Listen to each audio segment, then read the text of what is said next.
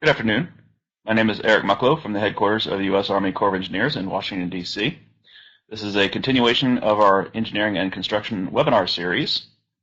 Today our topic is the USACE Corps of Engineers Resilience Initiative, what you need to know. Our speaker is Sheri Moore, the Program Manager for the Resilience Initiative. In 2015, the Corps established its Resilience Initiative.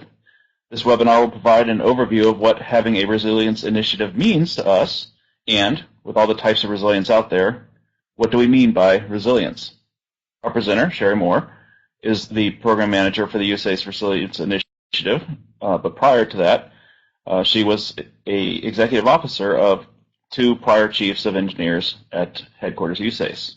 A chemical engineer by trade, she originally comes from the Seattle district. To earn CEUs, or learning units, for today's presentation, you can go to the sustainability website on the screen and download the quiz, answer the questions on the quiz, and send it to the email address s_e-webinar@usace.army.mil. And presuming that you got the answers correctly, we will give you credit. If you include your AIA number, then we will register it also with AIA. We'll take questions at the end, and we will get started. I will now turn the presentation over to Sheri Moore. It's a great opportunity to be here again today with you all, and hopefully you'll really get what you need out of it, and thank you very much. So, okay. Great. So the purpose slide should be on your screen. And what I really want to do today is get you spun up on the USACE Resilience Initiative. Why did we establish this initiative? What is meant by resilience? What are the core principles that we've defined for ourselves, the Corps?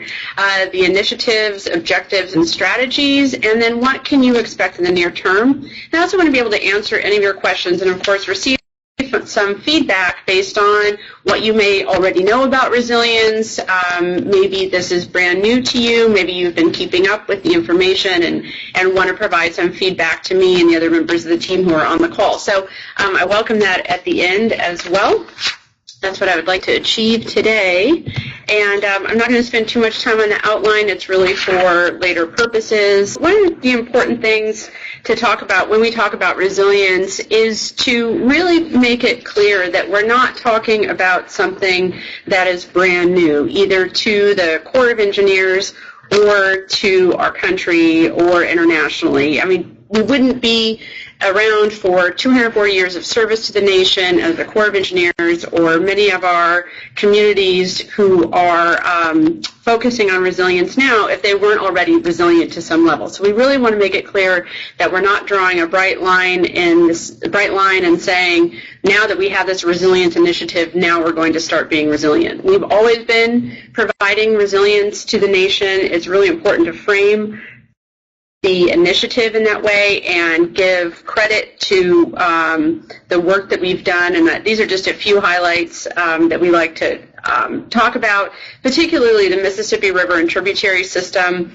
This is really one of the best examples of the long view of resilience that we have with respect to its impetus for being built in 1928 following the 1927 Mississippi River floods, and then its stellar performance in 2011 that was the highest floods. It would have been the highest floods in history, but because of the performance of this system, that it would, instead of having any lives lost, there were no lives lost, and it had a great contrast to what was done in what happened in 1927. So I can't go into too many of the details, but I can certainly provide those. And that's the kind of thing we want to highlight, is that, you know, we're looking at how do we do more of that long-term system thinking, how do we really inculcate those lessons learned and make sure that we're looking to the future, but that we give a strong look back at the past and make sure that we acknowledge that.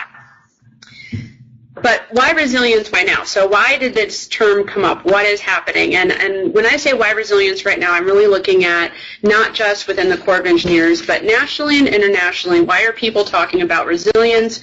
how are we using it and what are we looking at? So because of a number of factors such as increasingly frequent and stronger natural disasters, expanding urbanization, globalization, and interdependencies among the world, we really have to start thinking about how we can adapt to those changes, the things that happen as a result of these and many other occurrences such as climate change or perhaps demographic shifts, like as I mentioned. So resilience is being used in this context to describe a thing that we are trying to get to be able to measure in some ways, but it also refers to a process or a holistic approach to risk-based decision-making that communities can use to make the tough choices that they have to make in order to be more resilient to what those threats and hazards may be related to what what's related to what's described here.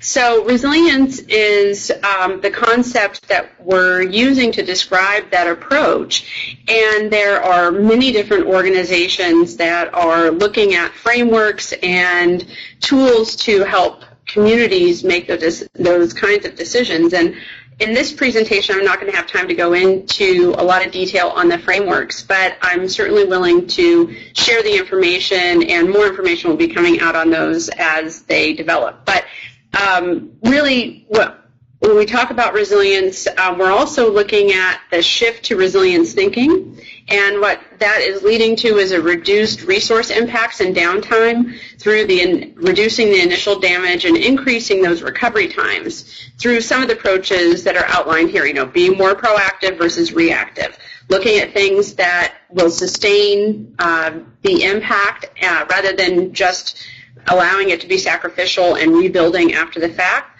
looking at how adaptive can things be in general versus just having a single purpose or a single use, and then looking at really making sure that we're using the best science and data available to make those risk-informed decisions, and looking, not just relying on the past as an indicator of the future, since we know that things are changing rapidly, and then really looking at that system-wide look and getting outside of a narrow focus. So both system-wide and the collection of projects and how everything works together, systems of systems, and then also looking at multi-purpose and bringing all these ideas together. So resilience is very broad. It's as complex as it sounds, which makes it challenging to parse out really what makes things resilient. How can we say things are resilient versus not resilient? So it's complex and it's challenging, and resilience as a term in its current concept really is trying to bring all these things together. So that presents its challenges, but I think that we as the collective are working toward some really great tools and ways that we can address this. Okay, so for the core, why are we looking at resilience, and why are we doing it now? So we've had a number of influential events that we've been a part of, certainly Katrina and the post-Katrina review and the changes that have gone on internally on the civil works side, but in engineering and construction, so it goes across the board for the Corps of Engineers. In 2009, we had Climate Preparedness and Resilience Program initiation. Again, the 2011 performance of the MR&T. 2012 with Sandy and the post-Sandy analysis in the North Atlantic Coast Comprehensive Study. In 2013, General Bostic charged the Coastal Engineering Research Board to look into resilience. And then in 2013, the Executive Order 13653, Preparing the U.S. for the Impacts of Climate Change, came out, which further defined resilience. So there are a number of things that really pushed resilience to the forefront for us in particular. And so we've, as a group, have looked at how do we update, how do we bring resilience into the fore, and what do we need to do differently to really make sure that we're in line with these national trends and can really support resilience across the board.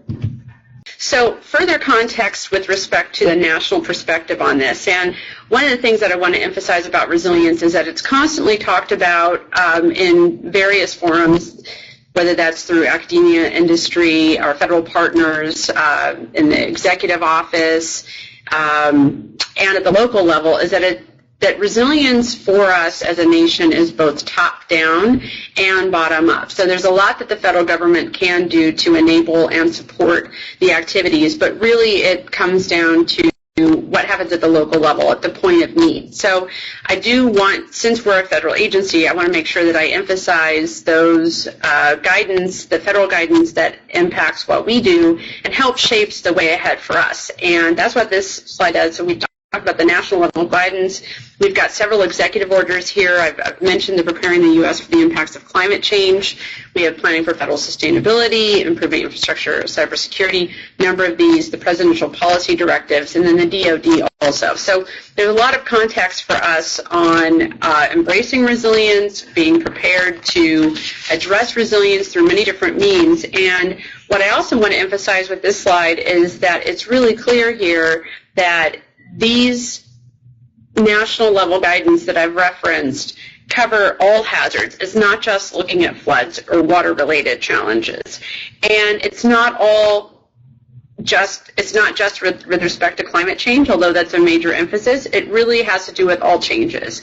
And so for us, that means that for the Corps of Engineers, the Resilience Initiative is certainly civil works, but it's also military programs, and our R&D community support that. And then everybody else in between is also supporting resilience. And then one other item that I want to emphasize with the shift in thinking and emphasizing resilience at the national level is another civil works example is the post-Katrina, the Interagency Performance Evaluation Task Force, or also known as the IPET, said as part of its evaluation, as I've highlighted here, is that resilience is not a national priority in the development of the hurricane protection system, and resilience was not an element in the New Orleans hurricane protection system design. So that was really a call that even in 2007, people were paying attention to resilience, but they recognized that the Corps hadn't incorporated it into the HPS at this time. And then the shift in thinking here is that with the Executive Order 13693 is that it is the policy of the United States to improve the resilience of communities and federal assets against the impacts of flooding. So here it is flooding specific, but really what's important is that it's this policy of the United States to improve the resilience of communities. So that indicates a real shift. And further, with respect to some of the documents that I cited earlier and moving into a little bit more detail on the resilience itself. So in these 4 documents that are shown here, resilience is defined as, resilience means the ability to anticipate, prepare for, and adapt to changing conditions and withstand, respond to, and recover rapidly from disruptions. So here's a definition of resilience. It incorporates both the changing conditions and disruptions. It broadly talks about anticipating, preparing for, adapting, withstanding, responding to, and recovering. So it's got a lot of the key concepts in there, but I really want to make it clear that having a single definition of resilience is not critical. What's important is to understand the concepts and the qualities, and then really for us, the Corps of Engineers, as I'll describe shortly, is that we've taken these different activities and threats, as we've highlighted here in the different colors and in bolding, and we've developed principles out of that take these various actions and turn them into a life cycle approach to resilience. And that's really what's important, because there are many different definitions out there. And I always like to say that there are many ways to the top of the mountain, but the view is the same. And so I just want to say that we've adopted this resilience definition because it is in these various guidance documents from the Executive Office, Department of Defense, and Department of Army. So it behooves us to adopt this definition. But really, when you look at all those that are out there, National Academies of Sciences has one, it's really not so important as what the single definition is. So where does USACE fit into this, the larger resilience context? And we've talked about that a little bit with some of the examples of our 240 years of service to the nation. You can see that we fit in very broadly. We're a federal government agency, as you all know, and we work with state and local governments, private sector, public, academia, and we're working toward the common goal of supporting those community-defined priorities and community resilience. So we're a part of the puzzle that fits together for community resilience.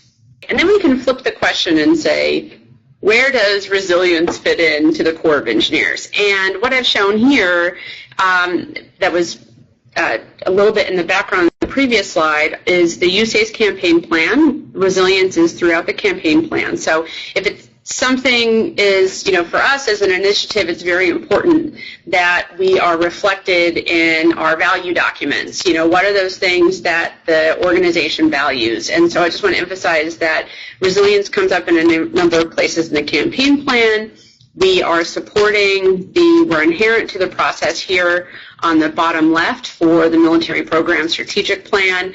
And then on the right, bottom right, is the USACE Civil Works strategic plan, strategic goals, and we strongly support two, but we're really part and parcel to all of these. So resilience is an inherent part of what we deliver through the Corps of Engineers. So one anecdote that I like to talk about is that in the last budget cycle, when the President's budget came out, on the Civil Works side, there's a press release that the Assistant Secretary of the Army for Civil Works has a press conference, and one of the reporters that was there asked her how much of the Civil Works budget is dedicated to resilience. And effectively, she said all of it. And that really is true for us, because what we deliver on is resilience one way or another, whether it's a barracks or even a parking lot or a flood risk management project, or how we do regulatory and how we do navigation. Resilience is a component of that, and it's part and parcel. So it's really true that resilience fits in to all of USACE, and that's reflected in our value documents. And then, of course, again, a little bit more on the leadership support. General Bostic was a very strong advocate for resilience coming out of 2011, 2012 with Sandy, and then also the other things that he worked on so vigorously. And he got the initiative started. Mr. Dalton was appointed by Mr. Caldwell, and Mr. Stockton is the USACE lead. And now, of course, we've transitioned to General Simonite, and Mr. Dalton continues to be our lead. And we're also supported by the Deputy Commanding Generals in Military International Operations and Civil and Emergency Operations, and, of course, the Directors of Civil Works and all programs. Further, our other SESs here at headquarters and, of course, MSC leadership and district leadership are supportive of the initiative as we've progressed. So now I want to talk a little bit about the initiative itself. And again, although USACE has long incorporated resilience into our practices, the current national emphasis on resilience has brought to bear a renewed focus on resilience in its current context throughout the Army Corps of Engineers, so that our own people are more resilient, so that our agency is more resilient, our projects are more resilient, together our projects combine to be a system that's more resilient. And this is really all in support of greater stakeholder community resilience. And we're going to accomplish this by doing really three primary things. One is focusing on those priority subjects that we have identified as a team as the greatest needs, and those can change based on the year, but we have those for 2016. And then we're going to support our partner and stakeholder resilience efforts. So it's really important. Even though we have this initiative, certainly the Corps of Engineers is not the king and queens of resilience, and we are one of many different groups that are bringing their skills and capabilities to the resilience efforts. And so we want to just really make sure that that's clear, and that also we're partnering with as many folks as can be, but it really is so that those communities who have the needs are being supported through resilience in the best way possible.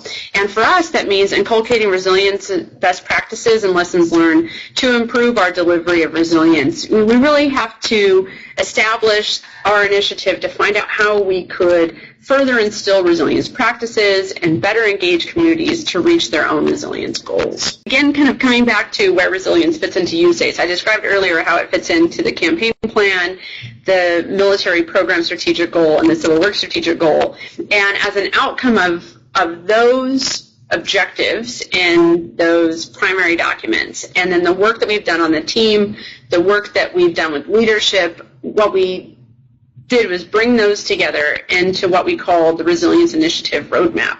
And that's the cover that is on top of the picture that you see there on that slide. And the roadmap came out on May 16th, and it came out under General Bostic's cover. And that went out as a Chief Sends email. So hopefully everyone here on this call received that directly from General Bostic as a Chief Sends.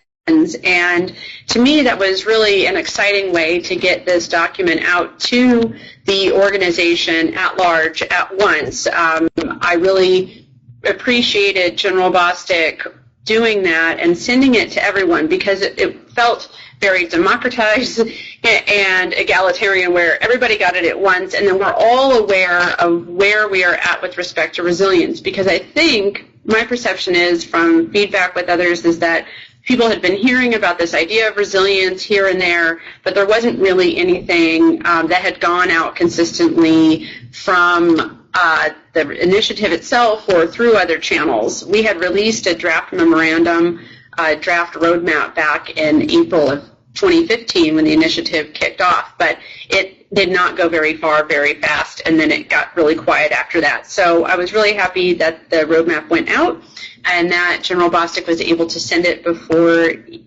his tenure was completed here with the Corps of Engineers. So if you did not receive it, I would say please send me an email after this, and I will follow up with you and send it to you. The Chief Sends distribution list is not perfect, but it should have gotten to the majority of the people on the phone. So you should all have that document.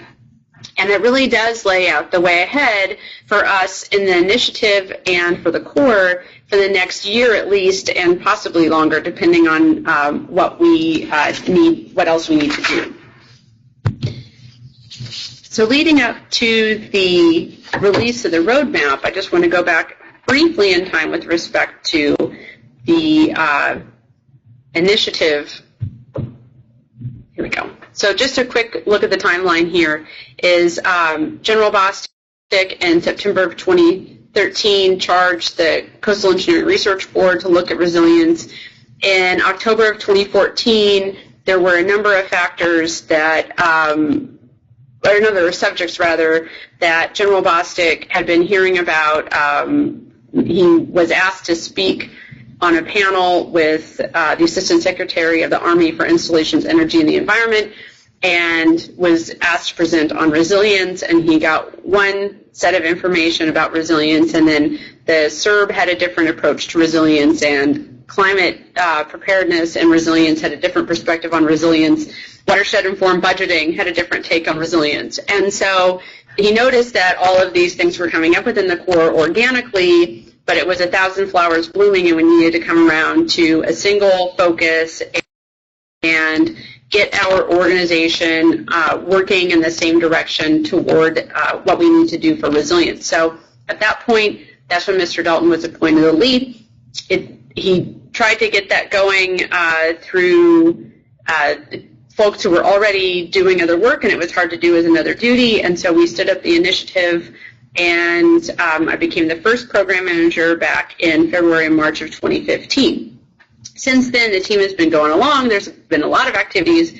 I'll get into a few of those a little bit later, but what I want to emphasize here is that in 2016, we did release that roadmap. A little bit of background on the initiative. So as I described earlier, is that what is more important than the individual definitions is the concepts of resilience. So the Corps has focused on 4 principles of resilience, and here I have the definition again, just to reiterate, but what I have below that is this life cycle that really describes what we're trying to achieve with our principles of resilience. So we've got prepare, absorb, recover, and adapt. Those 4 things encapsulate this definition and any other definition that you're going to find. Everybody has the aspect of preparing, to anticipate, planning, but what's important here is rather than saying planning, we really want to emphasize that it's prepare, because it's an action word. You can have a plan but not do anything on the plan, but here you really want to make sure that you've covered all your bases, you've done the hard thinking about what are the real threats, and come up with a plan of action. Then absorb isn't just a singular action. Absorb is intended to carry the idea of you have different aspects within a system, whatever your system is, within a community, and that system is going to absorb the impact. So parts of the system, various projects or different aspects of projects might resist the change, and say in the case of a flooding, maybe it redirects the water in a different location, but overall that impact is absorbed in a way that is not catastrophic. So absorb is meant to include all these different ones, such as withstand, resist, you hear a lot, but absorb is broader than that, and it's where you kind of take that punch and instead of just trying to resist it. So then there's also the recover aspect, which is very important, and then of course our goal is to minimize the recovery by taking the actions up front so that your system can absorb what happens and that you continually decrease the recovery that's needed, because you get better each time at addressing what those risks and hazards are. And then they're really one of the things that make it different, make resilience different than maybe some other frameworks that are out there, is the adaptive capacity, and really making sure that whatever you are looking at here that is threat-based is that you continually improve for the future, so that a couple of aspects would be such as when there is something happens, maybe in this case it is a natural disaster, maybe it's an earthquake, and so that communities have plans on the shelf. So if an earthquake of this magnitude happens, and if these things happen, such as these buildings, which they know are not seismically as sound as some other buildings, if these come down, then our plan to rebuild is this. And so really looking at that preparation and the adaptation piece together, so that in the event of extreme events that you can come out ahead. A lot of times the term is bounce forward instead of just bouncing back, and really looking at what are those long-term changes and adaptations that we need to make so that we are a more resilient community in the future.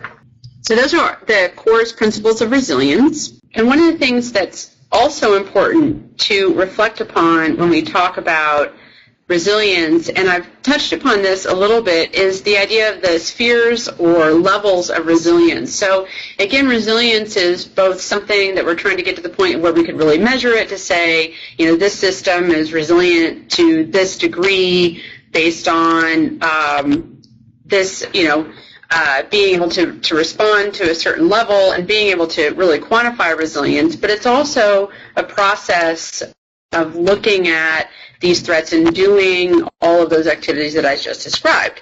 So it's also important to look at, well, where are we applying these principles and these concepts? And it's really in three spheres or three levels. And we look at the project level resilience here, which is represented in the center section by this collection of Corps of Engineers projects. And then these collections of projects, which should be thought of as a system, would indicate the overall system resilience, and then community resilience is comprised of the system of systems. And so these other spheres behind the first one, I'm looking at the one on the left, includes some Corps of Engineers projects, but also has things such as a hospital or rivers or roads that don't have anything to do with the Corps of Engineers, but we're a part of that overall system. And then, of course, there are systems in a community, church, the fabric of social fabric, other aspects that the Corps doesn't have anything to do with. So here, in the arc, if resilience is a circle and the Corps of Engineers is an arc in that circle, depending on what the threat is and what our role is, we may have a bigger role to play than at other times. But we are a part of these systems. And so when we talk about the principles of resilience, the prepare, absorb, recover, and adapt, we have to think about it at each of these levels. Now, getting back to the roadmap and our way ahead. So with that context in mind of the principles of resilience, prepare, absorb, recover, and adapt, and then the levels or spheres of resilience, the project, system, and community, we've looked at, well, what do we need to do here within the Corps of Engineers to be more in line with where the resilience movement, quote unquote, is really going. So what we've decided on are 3 strategies, and the Resilience Initiative is still developing the specific areas of change in each of these, so it's really important that I communicate that clearly, is that we don't have this all figured out at the moment, and I think the roadmap is reflective of that, is that the roadmap really describes the overall philosophy and the approach and what we're trying to achieve and provides the strategies, but really in the next year, I think it's where the greater fidelity on what each of these 3 strategies really mean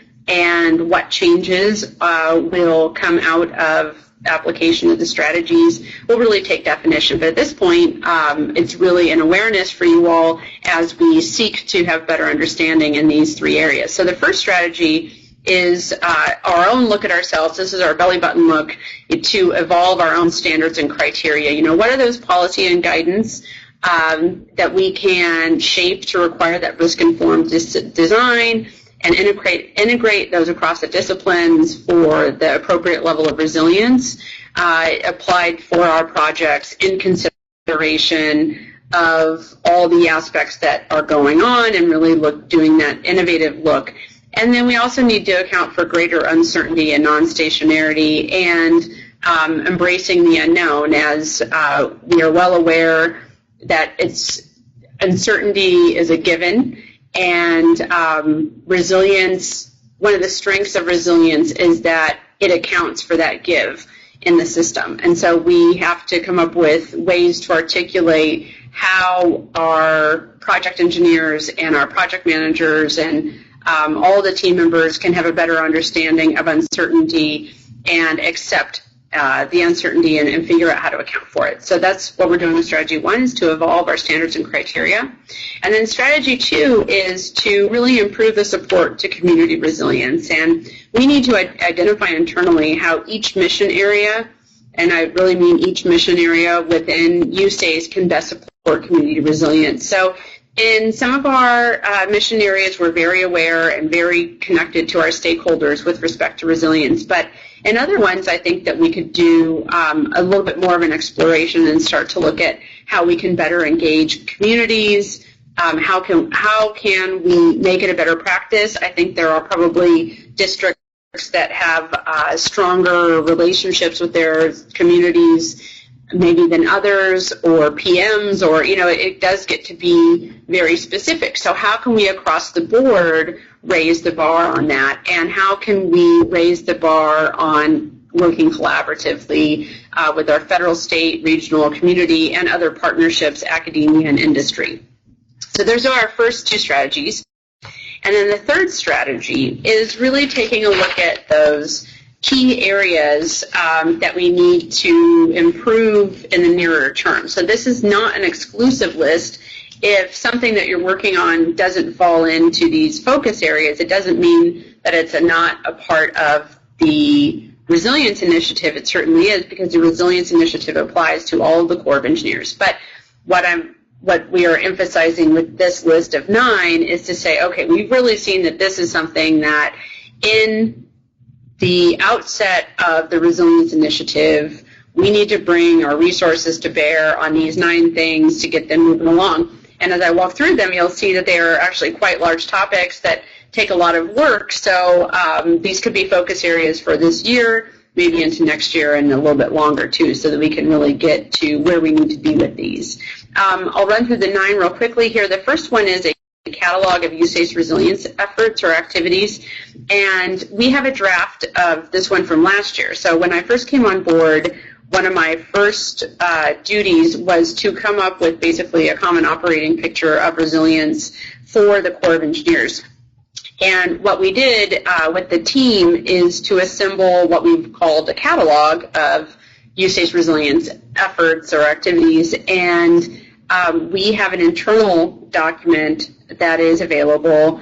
I was originally hoping to be able to share that with our stakeholders and partners, but as it turns out, that one needed a little bit more work to be at that level. So what we're doing this year is we're updating the catalog, and that's going to include a terms of reference that will provide the definitions and the greater fidelity on the terms of the principles, the prepare, absorb, recover, and adapt, and then also go into detail more on these priority areas as well. So the catalog is an important part of understanding how the Corps provides resilience across the board, as I've described, and that will be coming out. The new version is with our technical editors now, and that will be coming out in August or early September, so certainly this fiscal year.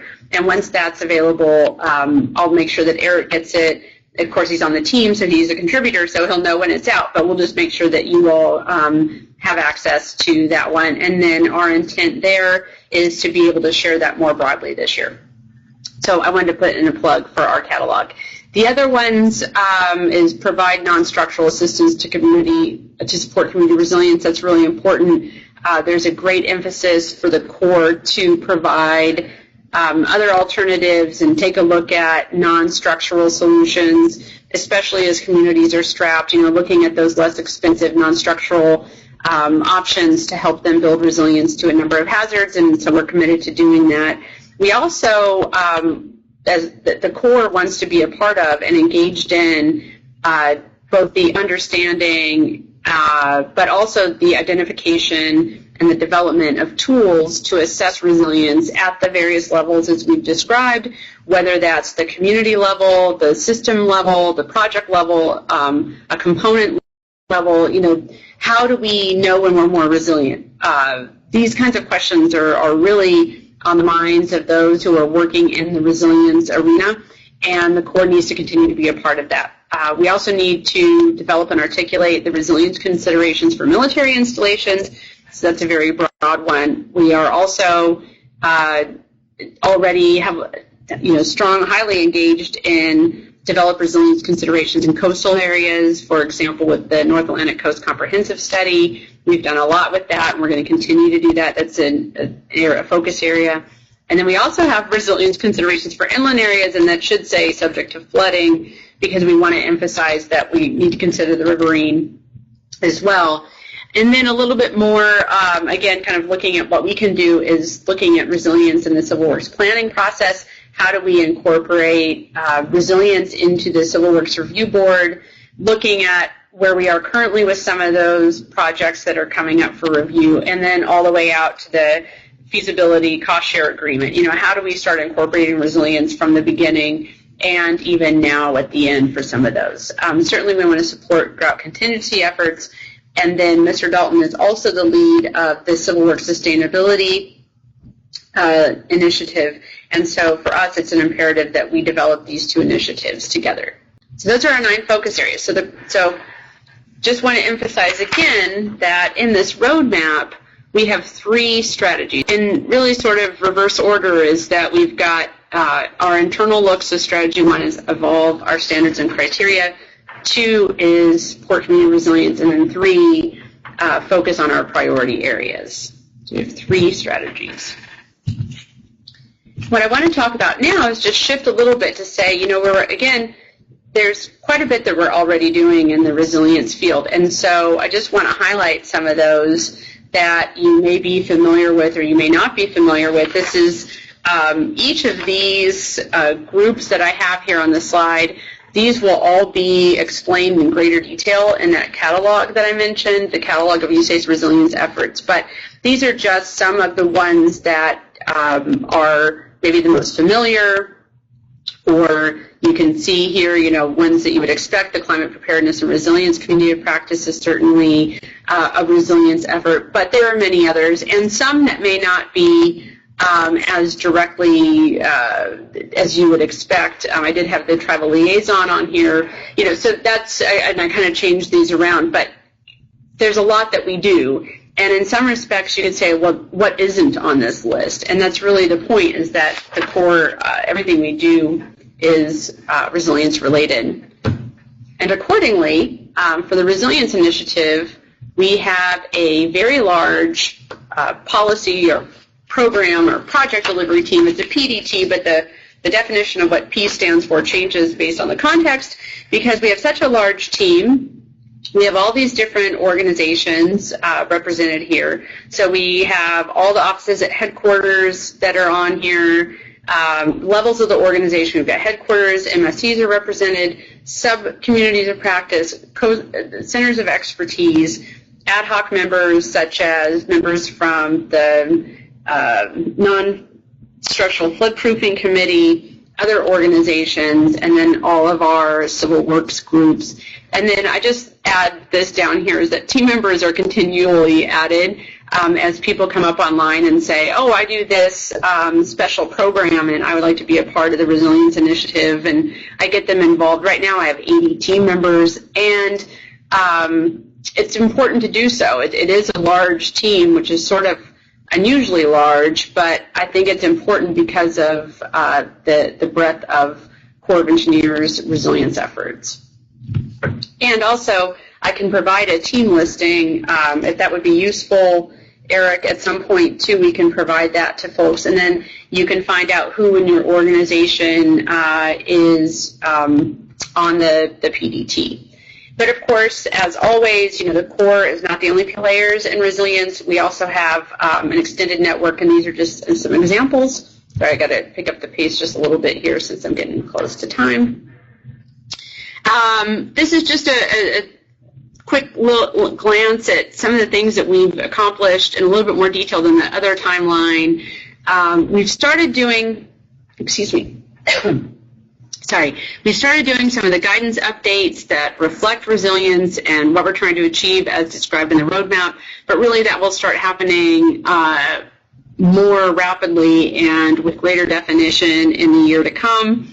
As we continue to define how we're doing, we're going to have a better understanding of how to collaborate interagency-wise.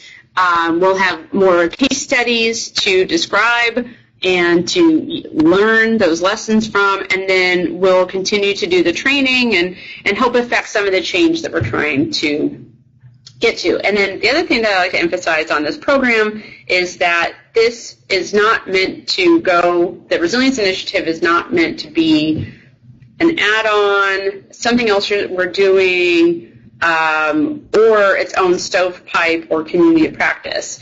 It is an initiative that is by design going to be around for a few years, and then once these changes are made, the guidance updates are happening with enough regularity and understanding what the requirements are, that the organizations are responsible in making those updates, and they've got that, they've got it down.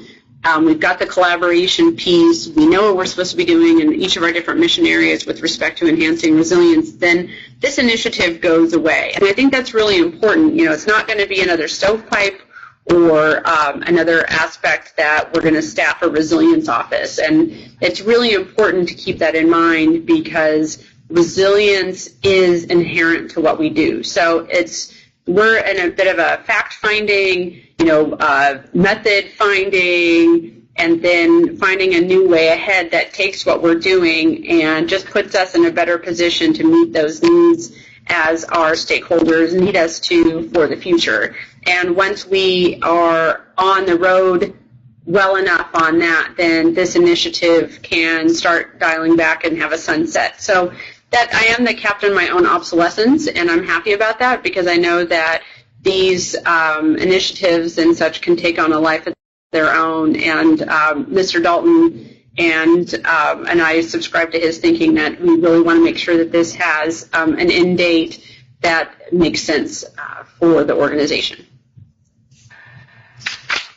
So let's see, I think that was, yep. And with that, I just wanted real quickly here to say that really what I hope that you take away the most from this is the principles of resilience and an understanding, but I'm just going to read from General Bostic's cover letter from the roadmap, which says, from him, he encourages personnel across the Corps of Engineers to review the roadmap and to begin to follow the resilience principles.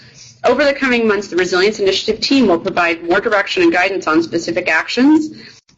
There is much we can do to help lead and support others in their endeavors, and I am confident that our efforts will make a real difference in the quality of life for so many nationally and internationally. So this is really his Just Do It card for those of you who remember those from General Flowers' tenure, is that we really want to do the right thing, and we're still looking at what does that mean, but you're encouraged to be creative and use those principles and ask questions and see where we can start making the changes organically throughout the organization. So with that, I'll turn it back to you, Eric, to moderate any questions or comments. Thank you, Sheri. We have a question to start. Has USACE determined which climate models they will use when applying the principle of resiliency and resilience considerations associated with specific changing conditions, such as expected weather change, sea level rise, etc.? Yes, and I would point you, what I'll do is after this, we could provide the climate adaptation group website, and you'll find everything you need for this question on that website. Climate preparedness and resilience community of practice have done a lot of work in this, and we can provide you with some really great information with a lot of detail. See here, I believe it's somewhere under our resilience page, www.usace.army.mil/missions/sustainability/building-resilience. Do you know about the USGBC resiliency efforts? Yes, I believe so. And then there's a second question, too. Yeah, there's also the wildlife resilience. You mean the second question that was submitted? Linda, yes, and I'm sorry, I wanted to go back to the USGBC, and that one is also, so that link that Eric posted. So the White House is very much emphasizing resilience, as you've seen with the executive orders, but there's also a lot of activity that has not yet resulted in executive orders, and the National Security Council is very engaged in resilience, and they asked the Corps to establish a website, and that's the link that Eric has put up there, and it references the GBC and its efforts quite strongly. Okay, yes, I think that if you go to that webpage, you'll find a whole collection of links to different organizations. Somebody else posted a resilientdesign.org as well as a resource. So while USACE, while it is a core program and primarily associated with construction or major renovation, will this or can this trickle down to other construction projects, sustainment, restoration, modernization, OMA, maintenance, etc.? Well, I would like to say that it should. I think that the concepts of resilience are broad, but they're also specific. What can you do at a small level or lower level or simply to increase the resilience of whatever the objective is? So if you are doing a small rehab, what is, just like how we've incorporated the sustainability thinking of how can I make this project more sustainable, you also can think about how can this be more resilient to what those primary threats are. So I think absolutely yes, they should be. It just may be the scale of what you're applying is smaller because the scale of the project is smaller, but it is absolutely scalable and an important part of the overall system. So even though that project may be smaller than, a major barracks construction project, that piece is very important to the overall system. So I would say absolutely yes. Yes, and to follow on that thought, it is a matter of thought, actually. I think a lot of resiliency is just a concept of awareness which you could apply to really anything. Even at your home, I mean, what would I do if I lost power for 2 weeks? Would I be okay? Would all of our food go bad if we rely almost exclusively for refrigeration for our stored food if we were trapped in place or something like that? A lot of the lessons we learned from Katrina, where people were trapped in their homes for a couple weeks and needed to have fresh water and food when the utilities were out. So being prepared for those kind of things and thinking along those lines, not only how can I protect myself, but how can I bounce back? Well, if if a windstorm came through and ripped my house, my roof off, do I know the local roofing contractors, who they are, who I could call in a hurry, where I could go out and get some tarps to cover my roof, or should I have one on hand in the garage? Those kind of thought processes you can apply really to anything. So moving on to the next question, are there any efforts? I would just say with that. Sorry, Eric. I just wanted to say with that, though, too, the other part of the resilience thinking and those examples that you just described would be, the first step in my mind would be to look at what are my greatest threats. So for me, and living in a condo, the roof coming off probably wouldn't be my biggest concern, but maybe fresh water would be. And so that's that first aspect of looking at and prioritizing based on what your greatest risks are. So I just wanted to put that plug in there. Please continue. No, that's good. Good thinking. Okay, so are there any efforts to increase USACE resilience efforts across the federal government partnerships? I know you mentioned the White House, but if there are any of the others you can elaborate on? Yes, it's actually quite a bit. So there is a lot of work being done to help try to get after this. As I think that we all know is that at different times on any given day, we may not work as well together with our federal partners for a myriad reasons. And at the headquarters levels, we are trying to come to the table to help try to address some of those collaboratively. And the National Security Council, as I mentioned, has a group that is focused on community resilience. And what's great about this group is that it is representative of all the aspects of resilience that you would consider: the social, environmental, economic, and of course our role as infrastructure water resource agency is we're at the table, and all of the agencies have come together and we're all looking at ways specifically that we can do a better job collaborating. And then we've also agreed that it's great for us at the table to do that, but how do we really get the word out to our organization, throughout the organization, to help ease those strains that come from having different authorities and capabilities, and getting back to the idea that we really do want to work together to help solve these community resilience challenges, whether our community is an installation or whether it's a small rural town, whatever that is, that that we can emphasize that we all mean to do well, but we just have different capabilities and help to facilitate and smooth the road to the extent possible. So we are actually working to try to do that. It's right at the top of the hour, and I just want to thank Sheri again for joining us, and everyone have a nice day.